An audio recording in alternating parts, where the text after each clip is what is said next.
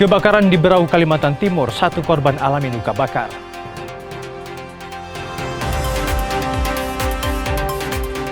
Masuk Kalimantan Selatan tanpa dokumen resmi, bibit sawit dan telur belangkas ilegal dimusnahkan.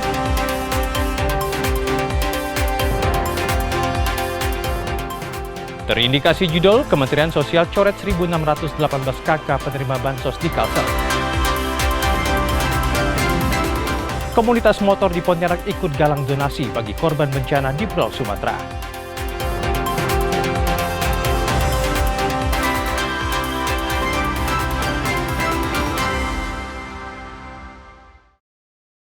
Halo, selamat pagi saudara. Anda menyaksikan Kompas Pagi hari ini 5 Januari 2026. Saudara, seperti biasa menemani aktivitas Anda pagi hari ini. Selain 4 sorotan utama tadi, sejumlah informasi penting lainnya juga telah kami siapkan untuk memperbarui ruang informasi Anda. Bersama saya, Fida Erwin, segera kita simak Kompas Pagi selengkapnya hanya di Kompas TV. Independen, terpercaya.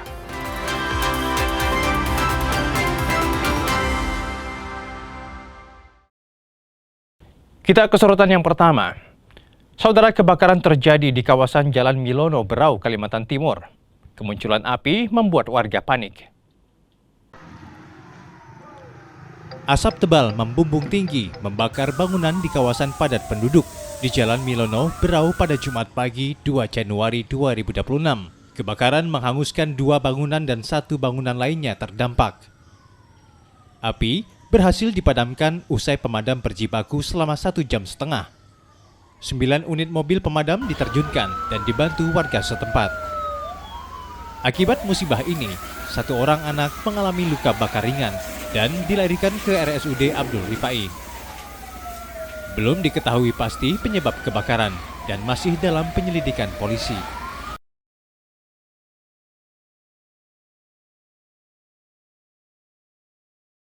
Sorotan lainnya, saudara, Balai Karantina Hewan, Ikan, dan Tumbuhan Provinsi Kalimantan Selatan memusnahkan 2 komoditas ilegal berupa bibit kelapa sawit dan telur belangkas. Selain tanpa dokumen karantina resmi, 2 komoditas ilegal tersebut juga berpotensi membawa hama dan penyakit karantina. Total ada sebanyak 2.500 bibit kelapa sawit dan 80 kg telur belangkas atau kepiting tapal kuda dimusnahkan dengan cara dibakar menggunakan insinerator. Dasar pemusnahan dilakukan setelah petugas karantina menemukan komoditas tersebut saat pengawasan rutin di Pelabuhan Trisakti, Banjarmasin. Pelaksana Harian Kepala Karantina Kalimantan Selatan, Priyatno, bilang, saat dilakukan pemeriksaan, seluruh komoditas tidak dilengkapi sertifikat kesehatan atau dokumen karantina resmi. Telur belangkas tersebut akan dilalu lintaskan dari Kabupaten Kota Baru menuju Surabaya.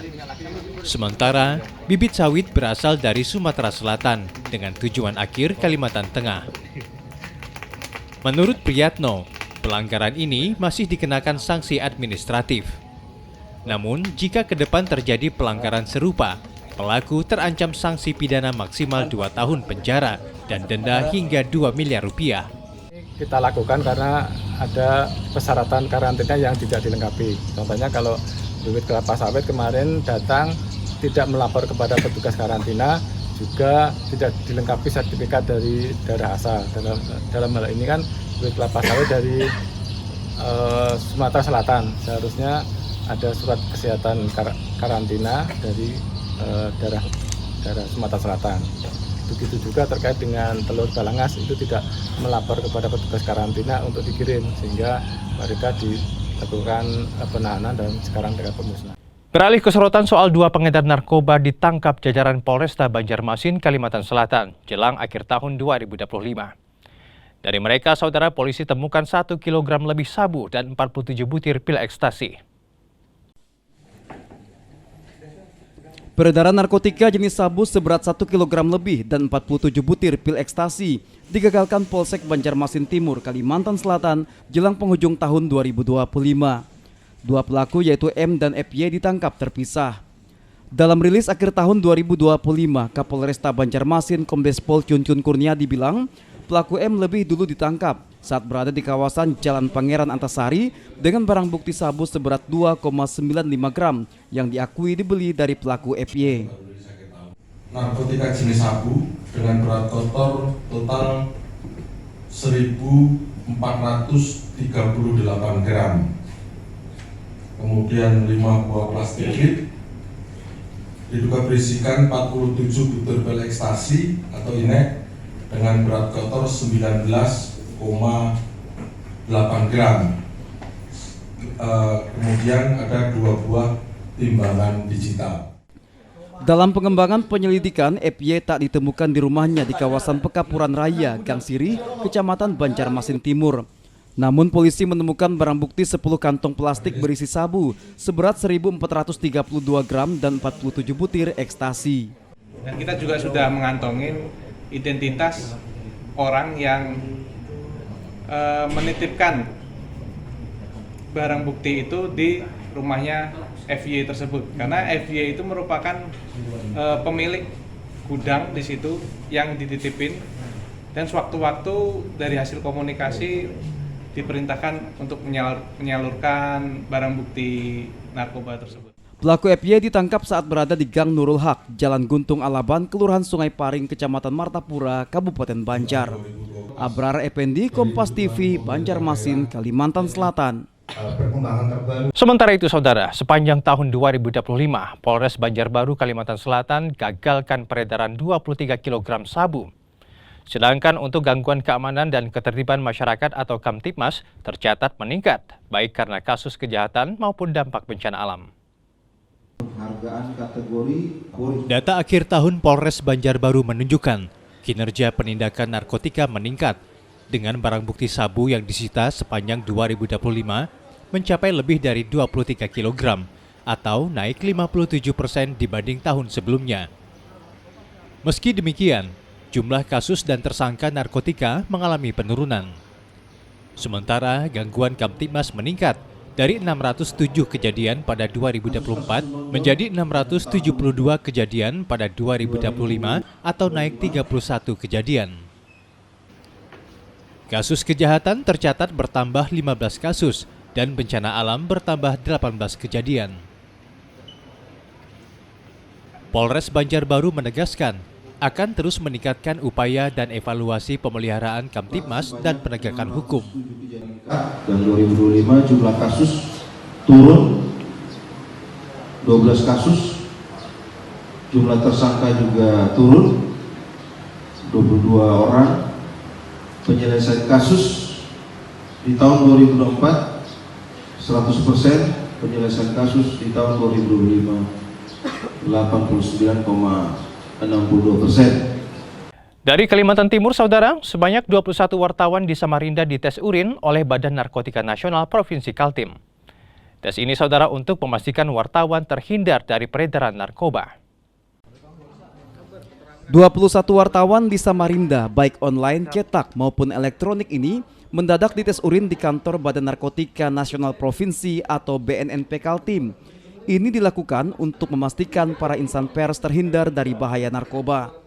Humas Badan Narkotika Nasional Provinsi Kaltim, Ahmad Padoli, bilang tes untuk menjaga profesionalisme jurnalis karena merupakan salah satu pilar demokrasi sehingga perlu dipastikan mereka bersih dari penyalahgunaan narkoba.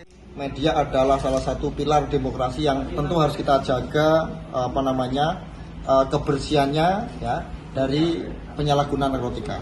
Kenapa? Karena penyalahgunaan narkotika itu berhubungan langsung dengan kesehatan.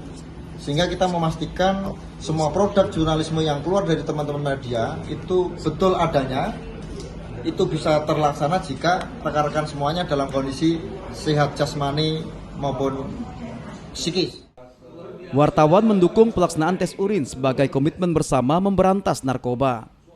Ya bagus ya, artinya juga petugas tidak pandang bulu, wartawan kemungkinan juga ada indikasi positif ya, jadi kalau bisa sih semuanya juga ya gitu diperiksa. Ini salah satu pemberantasan narkoba ya dari teman-teman wartawan sendiri ke bisa dicontoh yang lainnya mungkin ya? Iya betul sekali. Dari hasil tes urin seluruhnya dinyatakan negatif. BNN berharap para wartawan terus menjadi mitra dalam menyampaikan bahaya narkoba. Rijal Mustafa, Jasmine Japar, Kompas TV, Samarinda, Kalimantan Timur. ASN tetap kerja di hari pertama masuk usai libur tahun baru. Informasi ini selengkapnya akan kami hadirkan usai jeda.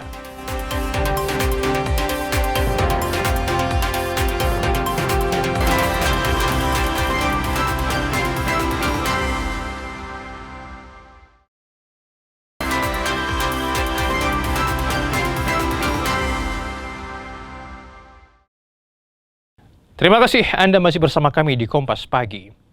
Saudara, Kementerian Sosial mencoret 1.618 kartu keluarga di Banjarmasin, Kalimantan Selatan dari daftar penerima bantuan sosial karena terindikasi terlibat praktik judi online. Temuan ini, saudara, berdasarkan pemutahiran data yang dilakukan PPATK dengan melacak NIK dan nomor rekening penerima.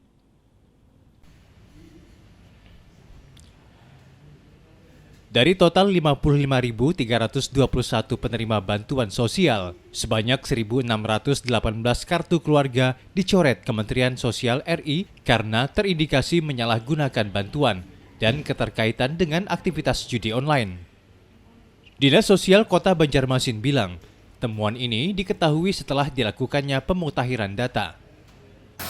Berdasarkan temuan Pusat Pelaporan dan Analisis Transaksi Keuangan atau PPATK, yang melacak data melalui nomor induk kependudukan dan nomor rekening penerima bansos.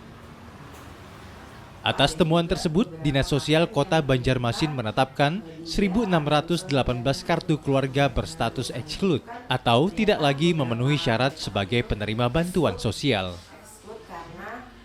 Penerima bantuan sosial yang terindikasi terlibat judi online diberi kesempatan melakukan klarifikasi dan verifikasi ulang agar bisa mendapatkan bantuan kembali. Verifikasi dapat dilakukan dengan mengajukan surat pernyataan dan melampirkan data pendukung ke dinas sosial setempat.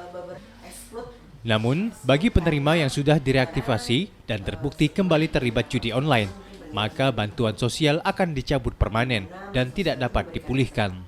Selain melalui rekening, memang Kemensos juga meminta PPATK untuk melacak NIK tadi. Ternyata ada beberapa NIK yang memang dipakai untuk akun-akun e-money yang paling banyak adalah akun Dana gitu ya, untuk men-top up ke rekening-rekening judi online gitu. Totalnya berapa Bu tadi Bu? Di Banjarmasin ada 1.618 kakak yang terindikasi atau terduga itu menyalahgunakan bansos tidak sebagaimana mestinya gitu ya. Informasi selanjutnya, saudara, di hari pertama kerja tahun 2026, para ASN di lingkungan pemerintah Provinsi Kalimantan Timur tetap bekerja seperti biasa, meski dari pantauan terlihat sepi lantaran sebagian pegawai dinas keluar kota.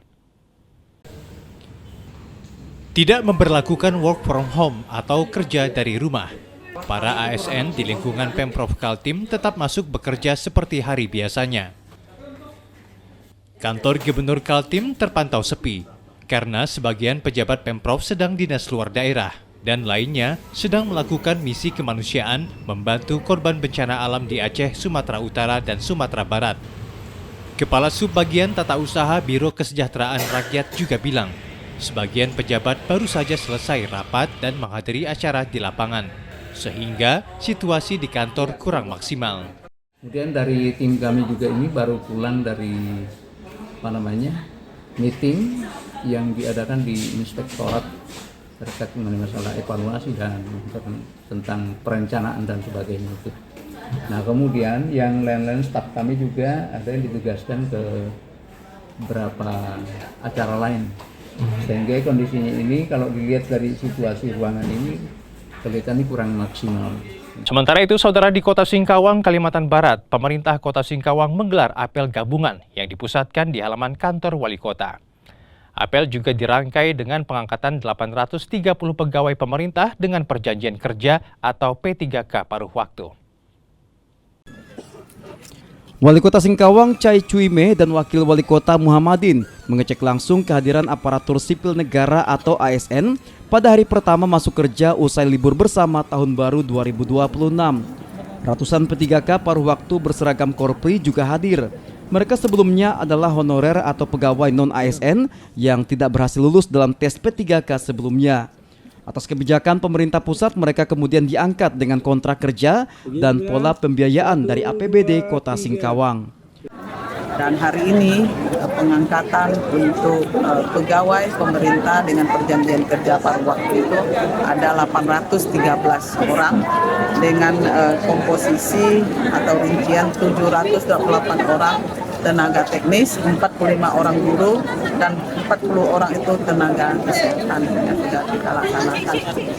Dan mudah-mudahan apa kita lakukan pada pagi hari ini ya bisa memberikan semangat para ASN kita bisa bekerja dengan sungguh-sungguh dan bisa mencapai apa yang menjadi visi misi pemerintah. Usai diangkat, para P3K paruh waktu diharapkan memiliki semangat berbeda dalam bekerja. Kita berharap tenaga P3K paruh waktu, walaupun secara utuh sebelumnya memang mereka sudah hadir sebagai tenaga non-ASN, tapi dengan diangkat dan ditetapkannya menjadi P3K paruh waktu, semangat kerjanya akan berbeda karena statusnya kalau kemarin tenaga non-ASN, sekarang menjadi tenaga P3K paruh waktu. Wali Kota meminta seluruh pegawai baik ASN, P3K maupun P3K paruh waktu bekerja sebaik mungkin dalam melayani masyarakat. Novi Saputra, Kompas TV, Singkawang, Kalimantan Barat. Saudara, gedung baru layanan perpustakaan Kota Pontianak resmi beroperasi dan terbuka untuk umum. Gedung yang dibangun representatif ini diharapkan mampu memberikan kenyamanan dan meningkatkan literasi masyarakat. Wali Kota Pontianak Edi Rusdi Kamtono meresmikan gedung layanan perpustakaan baru Kota Pontianak yang berlokasi di Jalan Ampera, tepat di samping SMA Negeri 8 Pontianak. Peresmian sekaligus menandai pemindahan layanan perpustakaan yang sebelumnya berada di Jalan Alianyang. Gedung perpustakaan representatif yang dibangun menggunakan dana alokasi khusus dari Perpustakaan Nasional ini terdiri dari 3 lantai, dilengkapi berbagai fasilitas modern dan inklusif yang cukup lengkap serta memadai seperti ruang baca, ruang diskusi, ruang koleksi langka, musola, aula, studio, ruang rapat, serbaguna, hingga ruang laktasi atau ruang ibu menyusui. Perpustakaan ini juga menyediakan ruang atau area khusus ramah anak, lansia, dan disabilitas. Wali Kota menyebut gedung baru perpustakaan ini jadi salah satu upaya meningkatkan minat baca masyarakat yang dinilai masih rendah di Indonesia berdasarkan data UNESCO. Yang mendapat bantuan dana dari dana alokasi khusus Kementerian Perpustakaan dan Arsip Nasional tahun 2025 anggarannya 10 M ya. Mudah-mudahan gedung ini akan terus kita sempurnakan untuk menjadi salah satu pusat literasi khususnya warga Kota Pontianak, tapi juga tidak menutup kemungkinan dari manapun bisa berkunjung ke sini untuk mendapatkan informasi literasi dari buku-buku yang ada di perpustakaan Kota Pontianak. Sementara itu, Kepala Dinas Perpustakaan dan Kearsipan Kota Pontianak Rendrayani menyebut beberapa ruangan yang tersedia dapat dimanfaatkan secara gratis oleh komunitas dan masyarakat untuk berbagai kegiatan edukatif dan sosial. Nah, yang ini kan sekarang udah ada ruang baca anak dan ruang baca lansia dan disabilitas. Nah, itu yang memang di gedung yang lama kita belum punya tuh ruang baca lansia disabilitas. Nah, kemudian kita juga punya ke depan ada studio. Sekarang baru ada ruangannya tetapi belum saprasi, insya Allah tahun depan dilengkapi. Kemudian ada ruang rapat dan ruang serbaguna yang ini bisa dimanfaatkan oleh baik komunitas itu, yang pasti tidak berbayar gitu ya, jadi tidak ada profit oriented. Selain layanan fisik, perpustakaan ini juga menyediakan layanan digital berupa perpustakaan elektronik berbasis aplikasi dengan koleksi sekitar 4.000 judul buku elektronik, hasil kerjasama dengan pihak vendor, serta layanan baca buku daring melalui laman web. Sucia Lucinda, Kompas TV, Pontianak, Kalimantan Barat. Saudara, kita ke informasi soal banjir di awal tahun baru. Membuat sebagian warga di 137 desa, tak terkecuali di Desa Pekauman Dalam, Kecamatan Martapura Timur, Kabupaten Banjar, Kalimantan Selatan, terpaksa mengungsi ke atap masjid untuk sekedar tidur. Air setinggi 30 hingga 40 cm merendam rumah dan membatasi aktivitas harian warga. Sebagian warga Kabupaten Banjar tak merayakan momen tahun baru dengan rasa aman. Sebabnya dalam 2 pekan terakhir, rumah mereka terendam banjir. Per 31 Desember 2025, terdata sebanyak 10 kecamatan dengan total 137 desa terdampak banjir. Dari data itu, total ada 7.178 rumah terdampak yang dihuni 91.790 orang. Satu di antara wilayah terdampak yakni Desa Pekauman Dalam, Kecamatan Martapura Timur. Selain merendam 250 rumah, banjir dengan ketinggian 30 hingga 40 cm juga membuat warga sulit beraktivitas. Bahkan tak sedikit dari mereka mengungsi ke atap masjid dengan menaiki tangga untuk sekadar numpang tidur. Warga menyebut kondisi seperti ini terjadi setiap tahun dan sudah berlangsung 5 tahun terakhir. Banjir ini sudah 2 mingguan lebih. Enggak ngungsi sih, tapi masih bisa bertahan gitu nah. Kecuali banjirnya meningkat lagi baru ngungsi. Meski tersedia 16 titik lokasi pengungsian dari BPBD Kabupaten Banjar, namun sebagian warga memilih bertahan di rumahnya.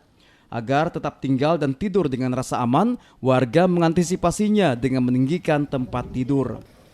Karena debit air di sini sudah mulai meningkat, lumayan dalam juga. Bubuhan ulun ngalih guring di rumah, lalu mengungsi ke atas ini. Sudah 3 harian nih kurang lebih waktunya. Banyak lawan kawanan yang tertuaan di kampung juga. Jadi kalau ada bantuan, ulun minta tolong, ulun bubuhan pian, salurkan aja ke sini. Di tengah kondisi banjir, sejumlah warga merasa khawatir akan munculnya penyakit kulit, termasuk kemunculan lintah yang kerap mengganggu aktivitas warga selama di rumah. Arpawi, Kompas TV, Kabupaten Banjar, Kalimantan Selatan. Doa bersama isi malam tahun baru 2026 di Kota Pontianak. Informasi ini selengkapnya akan kami hadirkan sesaat lagi.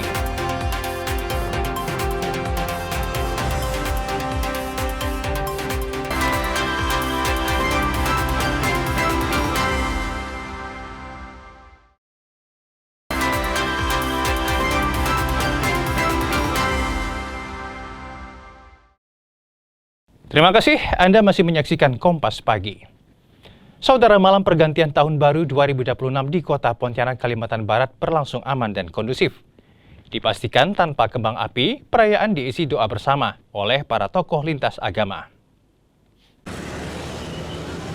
Beginilah suasana malam pergantian tahun baru 2026 di Kota Pontianak, Kalimantan Barat. Aktivitas kendaraan masyarakat, salah satunya di Jalan Gajah Mada, berjalan tertib dan lancar.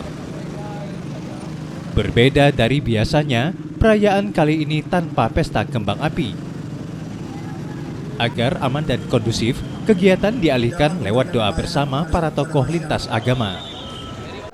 Mendukung ya, tidak ada hujan dan tidak mendung. Kondisi lalu lintas sekarang sudah semakin padat, terutama di pusat-pusat kota di Jalan Gajah Mada. Kita lihat sekarang Ahmad Yani dan di beberapa tempat pusat-pusat hiburan ya, kafe terutama warung-warung kopi.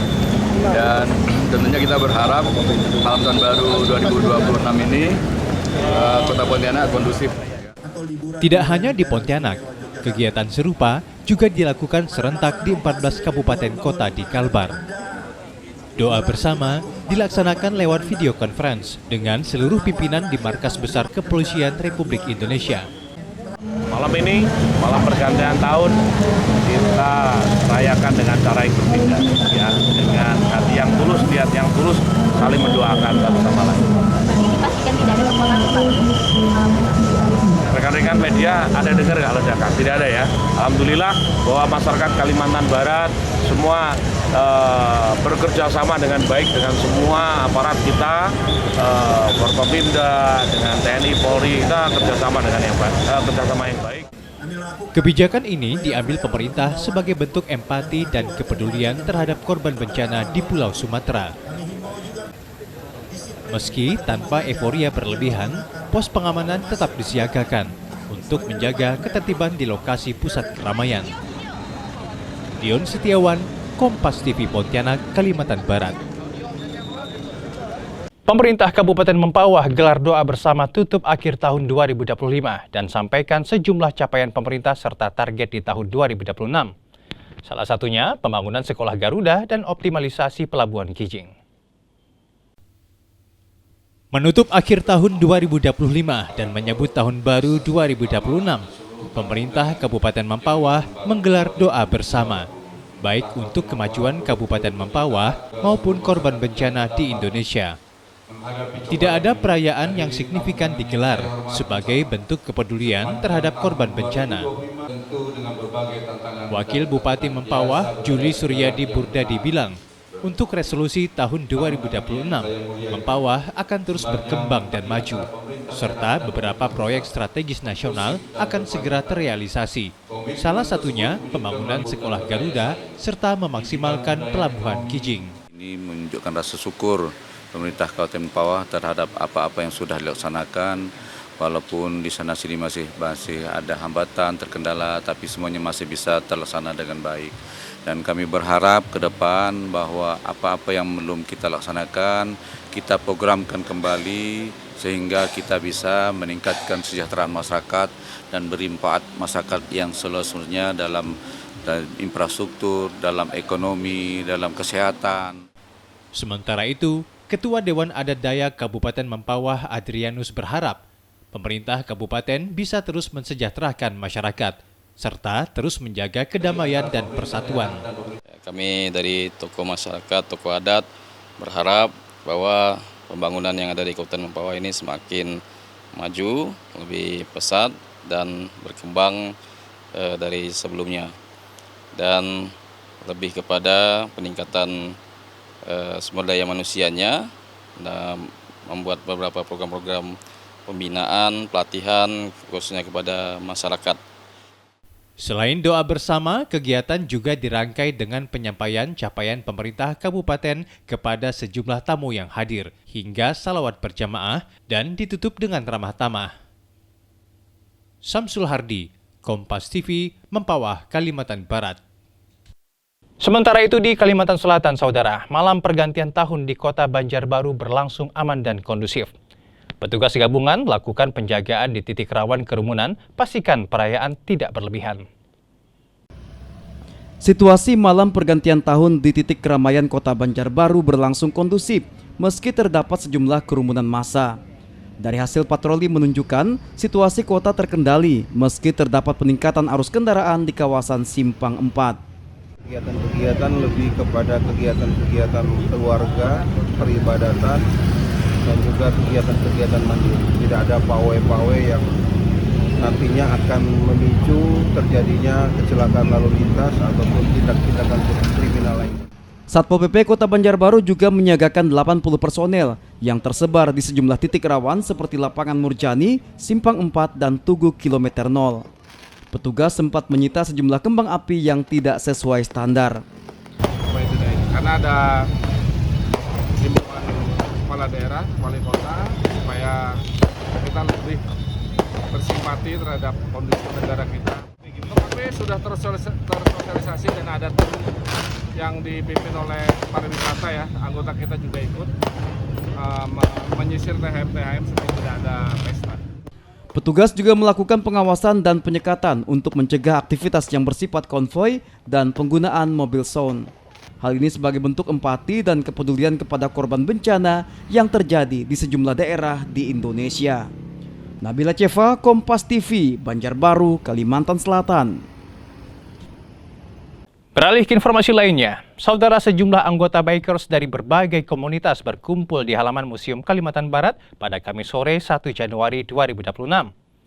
Selain memecah kesunyian jalan, mereka juga mengumpulkan donasi bagi korban bencana di Pulau Sumatera. Sejumlah anggota bikers dari beberapa komunitas ini datang dengan berbagai jenis kendaraan roda 2. Aksi motoran kali ini dibuat berbeda dari sebelumnya.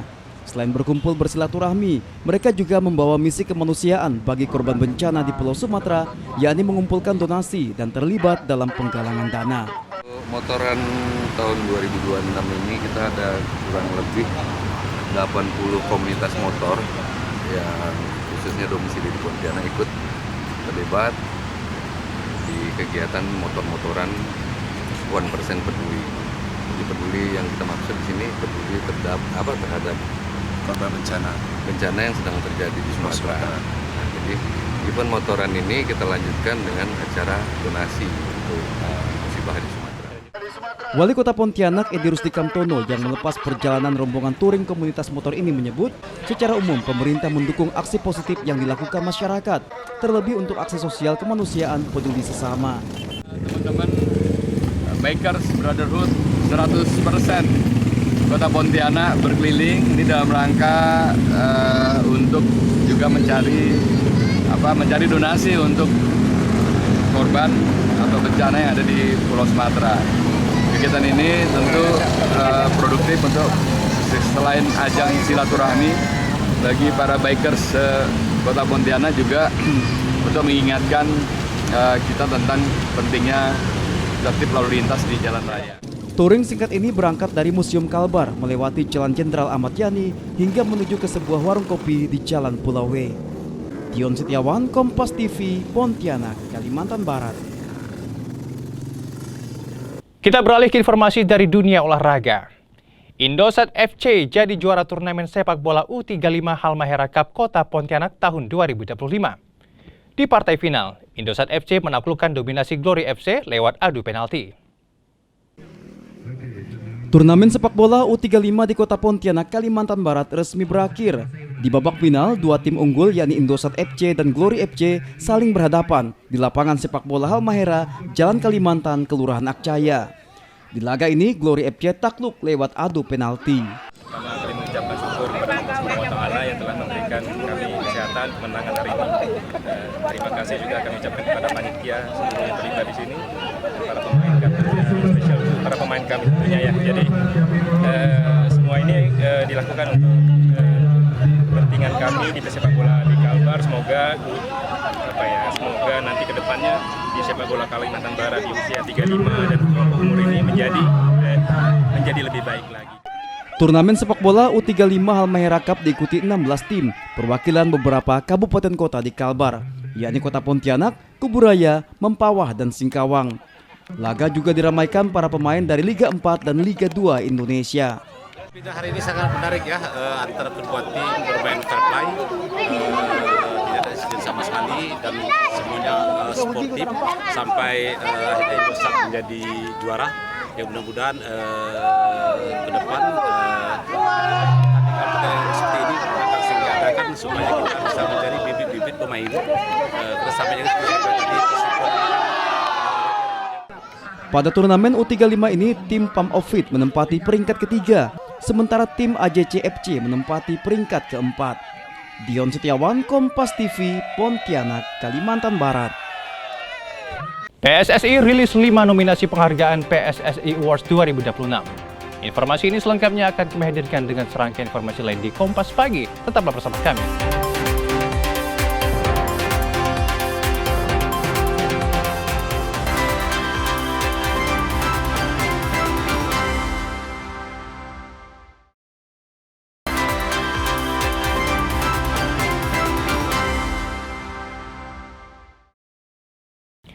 Terima kasih Anda masih setia bersama kami di Kompas Pagi. Saudara, pengundian fase knockout AFC Champions League 2 sudah dilakukan di Kuala Lumpur, Malaysia. Dari hasil pengundian, wakil Indonesia Persib Bandung akan bentrok melawan tim asal Thailand Ratchaburi FC.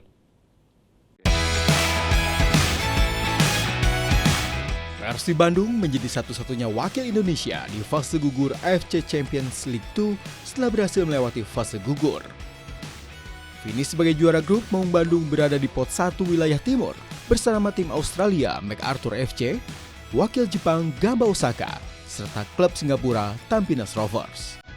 Legenda Persib Bandung Atep Rizal turut terlibat dalam prosesi undian di dapuk sebagai asisten pada pengundian babak 16 besar kompetisi kasta kedua Bedua Kuning. Pangeran Biru harus menjalani laga tandang lebih dulu di leg pertama pada 11 hingga 12 Februari 2026. Selanjutnya, gantian menjadi tuan rumah 18 hingga 19 Februari 2026. Hasil undian ini sudah termasuk bagan keseluruhan fase gugur turnamen hingga Grand Final. Pada babak Grand Final akan mempertemukan wakil Barat dan Timur, di mana duel akan dimainkan di wilayah Barat. Berbeda dengan fase grup, di fase gugur AFC Champions League 2 akan menggunakan VAR, sehingga wasit yang memimpin pertandingan akan terbantu dan lebih presisi dalam menentukan keputusan. Saudara, timnas Indonesia kian diperhitungkan di level Asia. Terbukti, 3 penggawa skuad Garuda masuk dalam starting 11 terbaik benua kuning versi Goal Post. Timnas Indonesia kini tak lagi dipandang sebelah mata. Berkat prestasi melaju ke babak 4 kualifikasi Piala Dunia Zona Asia, skuad Garuda kini mulai diperhitungkan di level Asia. Baru-baru ini Goal Post merilis daftar starting 11 pemain terbaik Asia. Dari 11 penggawa yang masuk daftar versi Goal Post ini, didominasi sejumlah pemain dari negara kuat benua kuning seperti Jepang, Korea Selatan, dan kejutannya 3 pemain Indonesia masuk dalam daftar. Kapten skuad Garuda Jai Ijes, kiper Emil Audero, dan bek kiri Calvin Verdong turut masuk dalam daftar starting 11 pemain terbaik di benua kuning saat ini.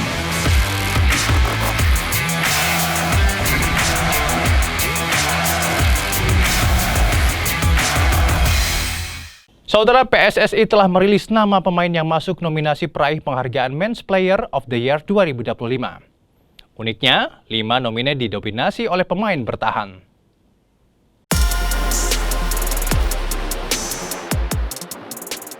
PSSI sudah resmi merilis 5 nama yang masuk nominasi kategori pemain terbaik dalam ajang PSSI Awards 2026. Pengumuman ini dirilis pada Kamis sebagai bagian dari rangkaian evaluasi prestasi sepak bola nasional sepanjang tahun. Namun uniknya, para pemain bertahan mendominasi dalam daftar 5 nomine. Tak ada satupun pemain gelandang, striker, bahkan kiper yang masuk dalam daftar calon penerima penghargaan. Sang kapten skuad Garuda Jai Ijes masuk dalam daftar. Bang Jai memang tampil solid bersama timnas Indonesia. Penampilan gemilang dibalut dengan sikap kepemimpinannya yang begitu matang membuat bek 25 tahun layak masuk dalam daftar penerima penghargaan. Hanya solid kala berjersey Garuda, bek 25 tahun juga selalu menjadi pilihan utama kala membela Sassuolo di Serie A Italia. Sang wakil kapten sekaligus tandem Bang Jai di lini pertahanan Serdadu Garuda, Rizky Ridho, juga masuk dalam daftar nominasi. Ketenangan dan kemampuannya membaca permainan lawan membuat Ridho menjadi salah satu pilar penting di lini pertahanan Garuda. Di daftar selanjutnya juga masih dari pemain bertahan. Calvin Verdong juga masuk dalam daftar.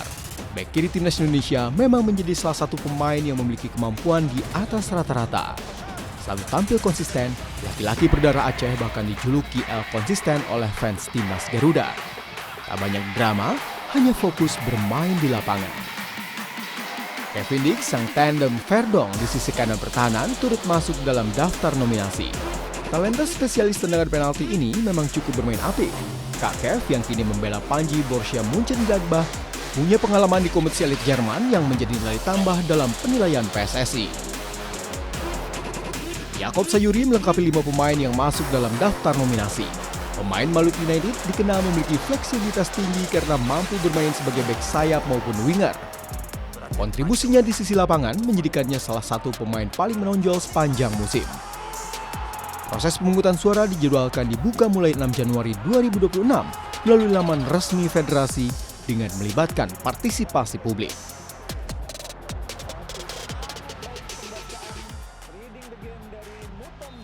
Saudara, manajemen Persebaya Surabaya masih beri kepercayaan kepada Uston Nawawi sebagai pelatih sementara, meski telah mendapatkan pelatih baru Bernardo Tavares.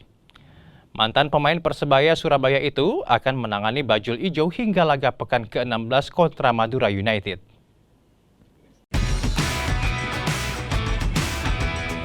Meski telah resmi mengontrak pelatih baru Bernardo Tavares, manajemen Persebaya Surabaya masih memberi kepercayaan pada Uston Nawawi untuk menjadi pelatih sementara. Mantan bintang Persebaya sudah menukangi Green Force pada 4 laga dengan hasil 3 kali imbang dan sekali menang.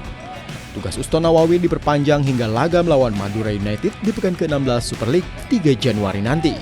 Uston Nawawi bilang Bernardo Tavares akan segera gabung dengan tim setelah liburan tahun baru.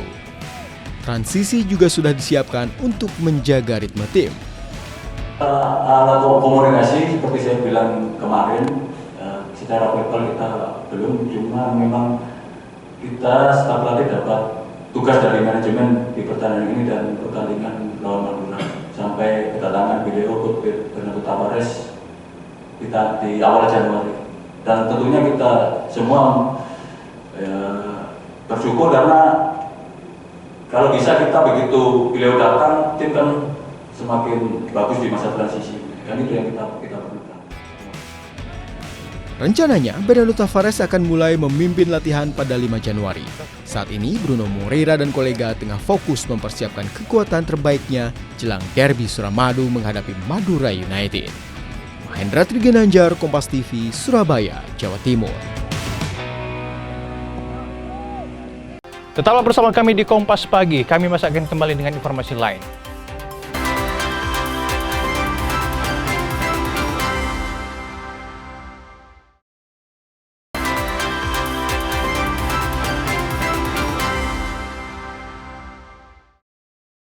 Terima kasih saudara, Anda masih menyaksikan Kompas Pagi. Dan saudara, bagi Anda yang tidak sempat menyaksikan informasi utama Kompas Pagi hari ini, berikut kami hadirkan untuk Anda.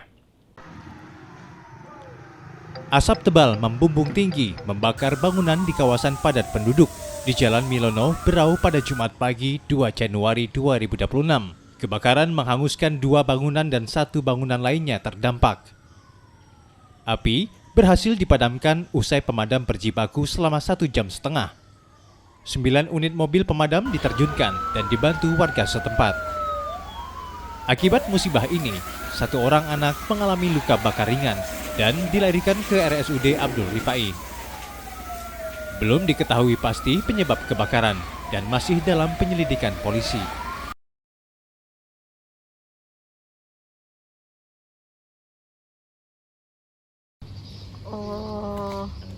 Total ada sebanyak 2.500 bibit kelapa sawit dan 80 kg telur belangkas atau kepiting tapal kuda dimusnahkan dengan cara dibakar menggunakan insinerator. Dasar pemusnahan dilakukan setelah petugas karantina menemukan komoditas tersebut saat pengawasan rutin di Pelabuhan Trisakti, Banjarmasin. Pelaksana Harian Kepala Karantina Kalimantan Selatan, Priyatno bilang, saat dilakukan pemeriksaan, seluruh komoditas tidak dilengkapi sertifikat kesehatan atau dokumen karantina resmi. Telur belangkas tersebut akan dilalu lintaskan dari Kabupaten Kota Baru menuju Surabaya. Sementara, bibit sawit berasal dari Sumatera Selatan dengan tujuan akhir Kalimantan Tengah. Menurut Priyatno, pelanggaran ini masih dikenakan sanksi administratif. Namun, jika ke depan terjadi pelanggaran serupa, pelaku terancam sanksi pidana maksimal 2 tahun penjara dan denda hingga 2 miliar rupiah. Kita lakukan karena ada persyaratan karantina yang tidak dilengkapi. Contohnya kalau bibit kelapa sawit kemarin datang tidak melapor kepada petugas karantina, juga tidak dilengkapi sertifikat dari daerah asal. Dalam hal ini kan bibit kelapa sawit dari Sumatera Selatan, seharusnya ada surat kesehatan karantina dari daerah Sumatera Selatan. Begitu juga terkait dengan telur balangas, itu tidak melapor kepada petugas karantina untuk dikirim, sehingga mereka dilakukan penahanan dan sekarang dengan pemusnahan. Dari total 55.321 penerima bantuan sosial, sebanyak 1.618 kartu keluarga dicoret Kementerian Sosial RI karena terindikasi menyalahgunakan bantuan dan keterkaitan dengan aktivitas judi online. Dinas Sosial Kota Banjarmasin bilang, temuan ini diketahui setelah dilakukannya pemutahiran data. Berdasarkan temuan Pusat Pelaporan dan Analisis Transaksi Keuangan atau PPATK, yang melacak data melalui nomor induk kependudukan dan nomor rekening penerima bansos. Atas temuan tersebut, Dinas Sosial Kota Banjarmasin menetapkan 1.618 kartu keluarga berstatus exclude atau tidak lagi memenuhi syarat sebagai penerima bantuan sosial. Penerima bantuan sosial yang terindikasi terlibat judi online diberi kesempatan melakukan klarifikasi dan verifikasi ulang agar bisa mendapatkan bantuan kembali. Verifikasi dapat dilakukan dengan mengajukan surat pernyataan dan melampirkan data pendukung ke dinas sosial setempat. Namun, bagi penerima yang sudah direaktivasi dan terbukti kembali terlibat judi online, maka bantuan sosial akan dicabut permanen dan tidak dapat dipulihkan. Selain melalui rekening, memang Kemensos juga meminta PPATK untuk melacak NIK tadi. Ternyata ada beberapa NIK yang memang dipakai untuk akun-akun e-money yang paling banyak adalah akun Dana gitu ya, untuk men-top up ke rekening-rekening judi online gitu. Totalnya berapa Bu tadi Bu? Di Banjarmasin ada 1.618 kakak yang terindikasi atau terduga itu menyalahgunakan bansos tidak sebagaimana mestinya gitu ya. Sejumlah anggota bikers dari beberapa komunitas ini datang dengan berbagai jenis kendaraan roda 2. Aksi motoran kali ini dibuat berbeda dari sebelumnya. Selain berkumpul bersilaturahmi, mereka juga membawa misi kemanusiaan bagi korban bencana di Pulau Sumatera, yakni mengumpulkan donasi dan terlibat dalam penggalangan dana. Motoran tahun 2026 ini kita ada kurang lebih 80 komunitas motor yang khususnya domisili di Pontianak ikut terlibat di kegiatan motor-motoran 1% peduli. Jadi peduli yang kita maksud di sini peduli terhadap korban bencana yang sedang terjadi di Sumatera. Nah, jadi event motoran ini kita lanjutkan dengan acara donasi untuk musibah di Sumatera. Wali Kota Pontianak Edi Rusdi Kamtono yang melepas perjalanan rombongan touring komunitas motor ini menyebut, secara umum pemerintah mendukung aksi positif yang dilakukan masyarakat, terlebih untuk aksi sosial kemanusiaan peduli sesama. Teman-teman Bikers Brotherhood 100% Kota Pontianak berkeliling ini dalam rangka untuk juga mencari donasi untuk korban atau bencana yang ada di Pulau Sumatera. Kegiatan ini tentu produktif untuk selain ajang silaturahmi bagi para bikers Kota Pontianak juga untuk mengingatkan kita tentang pentingnya tertib lalu lintas di jalan raya. Touring singkat ini berangkat dari Museum Kalbar, melewati Jalan Jenderal Ahmad Yani hingga menuju ke sebuah warung kopi di Jalan Pulau W. Dion Setiawan, Kompas TV, Pontianak, Kalimantan Barat. Dan saudara, informasi tadi sekaligus mengakhiri jumpa kita dalam Kompas Pagi hari ini. Saya Fida Herwin, wakil kru yang bertugas mohon undur diri. Terima kasih atas perhatian Anda. Tetap terus saksikan Kompas Pagi hanya di Kompas TV, independen, terpercaya.